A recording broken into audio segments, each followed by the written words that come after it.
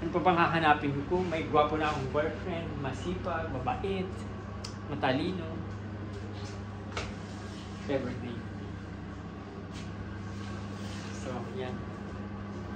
Niluluto niya lang, ginigisa-gisa. Habang ako naghihintay lang at nanggugulo lang sa kanya. Matutulog na kami ni Flynn.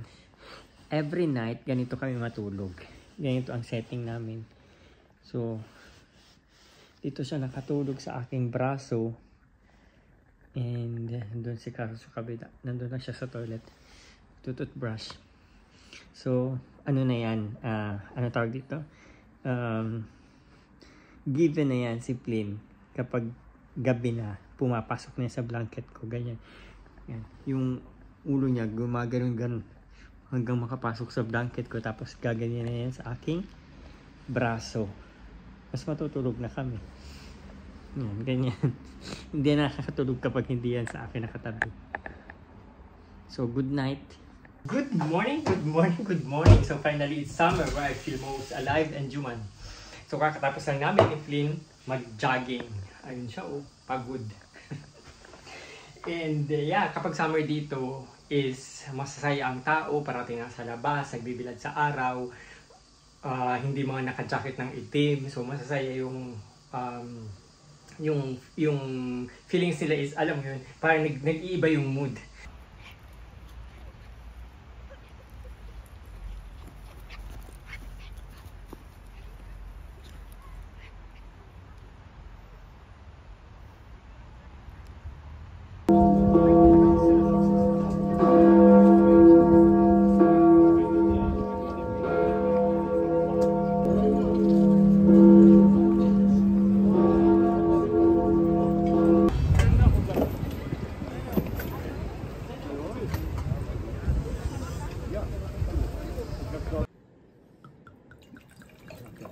Ist noch ein bisschen Karotten an der Boden, das will ich nicht. Aber da ist es richtig kalt. Annehmen. Da kannst du auch später. Ab Lützowplatz sind wir gelaufen. Wir haben uns auf verirrt. Hat es nicht geworden mit Tiergarten, eigentlich wollten wir einen Tier. Kapag summer is parati kami lumalabas, binibisita yung mga kaibigan namin for barbecue. Nandito kami ngayon kay Reinhardt, nakikikain. Du kannst von mir mal ein Foto machen. Ganda ng weather. Para lang Pilipinas. It's like in the Philippines. Philippine weather. Lin, look at the camera. Hello, hello, hello. Magluluto kami ng adobo ngayon. May variation naman yung adobo namin.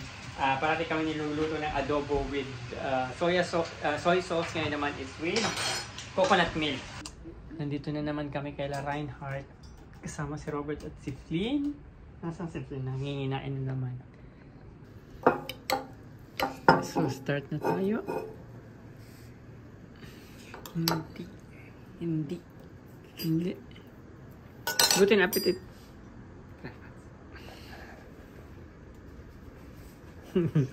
Yan, busog na yan. Kumain niya ng ng chicken liver.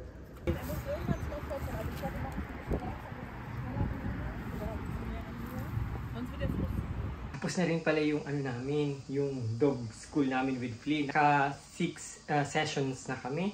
And ngayon is, meron pa siyang another 5 sessions pero private, hindi na group. So, dinadala namin siya. Hindi, pumupunta pala yung dito, yung teacher, yung dog teacher. Pumupunta dito sa bahay and then tinuturoan siya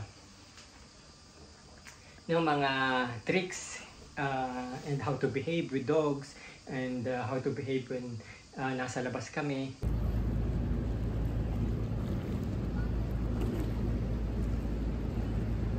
So, hello. Meron tayong ngayong bisita galing sa US. Ang aking kaibigan na si Mark. Galing na kami ng Jewish Museum. Saan pa ba tayo galing? Ano pa yung pinuntahan natin?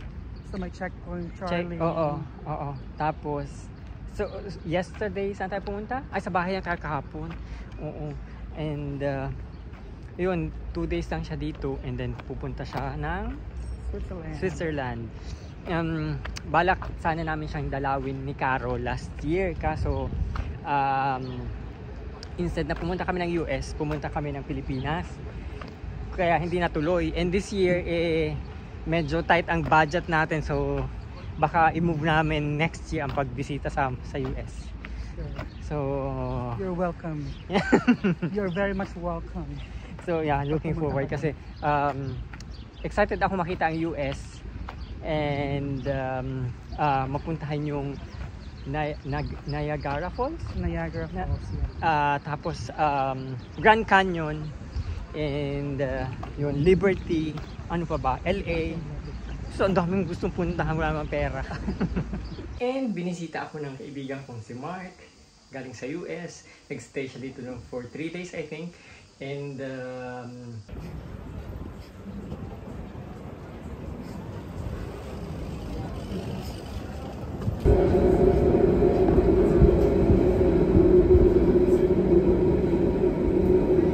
hatid ko na si Mark.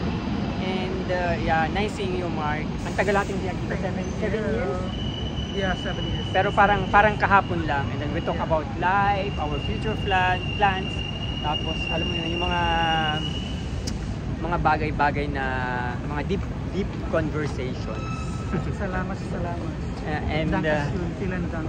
saan yung train? Ito na ba yun? Ito ba yun? Ito. Ay, ito na yata, Mark. Hindi pa 2103. 2103. Hindi pa yan. Hindi pa ba yan? Nandun na yung train niya. Pauwi na ako ng bahay. Alam mo, parang ang bilis-bilis ng panahon kasi last time na nag-meet kami is 7 years ago. And before Corona. Tapos ngayon, 7 years na yung nakaraan, parang kahapon lang. And I'm glad na na-achieve niya yung mga gusto niya sa buhay. And naalala ko yung 7 years ago na pumunta siya dito. Ang plano niya is nasa Dubai kasi siya before. Plano niya pumunta ng US. And then all of the sudden nagulat na lang ako kasi nasa US na siya. Tapos yun, after 5 years meron na siyang American passport. So kapag ginusto mo ang isang bagay and minanifest mo and nag-work hard to achieve your dreams, talagang nagkakatotoo. Isa yun sa patunay si Mark kasi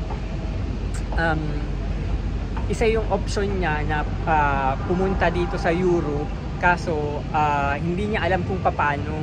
So nag-search talaga siya, naghanap siya ng way paano magkaroon ng way maka-escape sa Dubai para makapaghanap ng isang place na where you can have like your permanent residency. Yun, nahanap niya yun sa US. And then I'm so amazed kasi nagkatotoo yung dreams niya. So Mark, kung napapanood mo to, congratulations and thank you for visiting me. And I will see you in the US. Mag-iipon lang ako ng pamasahe kasi ang mahal ng pamasahe papunta US. Hindi ko pa afford this year kasi ang dami kong mga ginastusan. So hopefully next year. Finally, it's Gay Pride. Gay Pride is parang isa sa pinakamalaki dito sa Europe. Yung parade dito, almost 1 million of people are parang joining.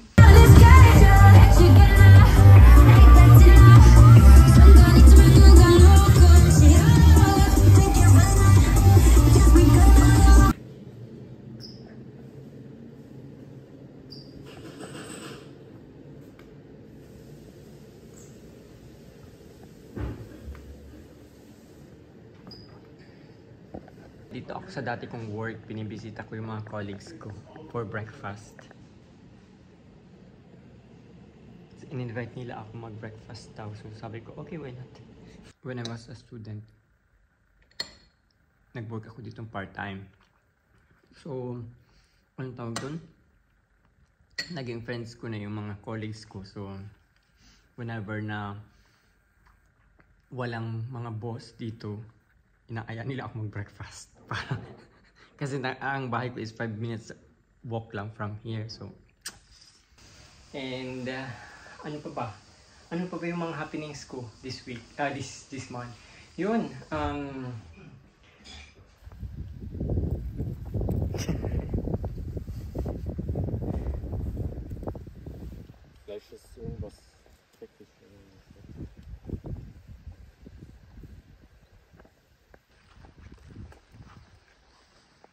Pinapasyal namin si Flynn. Flynn, uminom ka nga. Flynn, uminom ka. Bawal ma-dehydrate ang aso. Come here. Come here. Flynn. Flynn! Ay, ewan ko dito sa asong to. Ma-dehydrate ito nang wala sa oras. Ay na, umiinom na siya. So, nandito kami ngayon ni Carol sa sa forest. Pinapasyal si Flynn.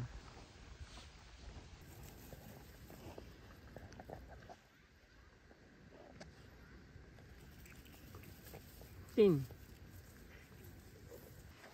Baby. Baby. Carry me. Carry me please. I cannot climb. Diyos ko. Umumundok na naman tayo. Sa ngalan ng pag-ibig. Because of love, I'm doing this for you. Climbing the mountains.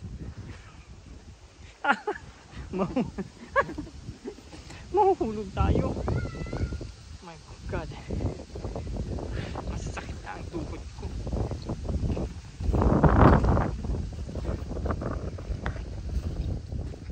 Yung mga napag-aralan namin sa dog school ni Flynn, tinitrain namin siya ngayon. So pag may time kami tatlo, kadalasan tinitrain namin siya sama-sama para matuto siya ng maayos at mabilis. Und dann, genau, wenn er Angst hat oder so, dann kann man einfach das machen. Dann ist er nämlich nicht allein und so beruhigt er sich auch, wenn man nicht rubbelt. Genau. Wenn er so aufblickt.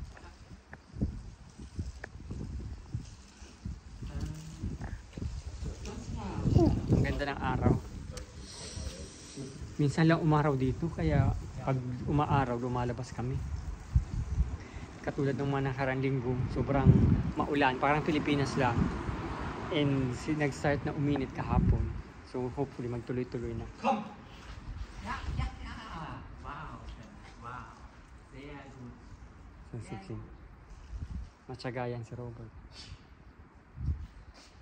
Busy lang sa work, pero okay naman. Enjoying the summer. So yun lang guys, thank you very much for watching and I will see you again on my next vlog. Bye!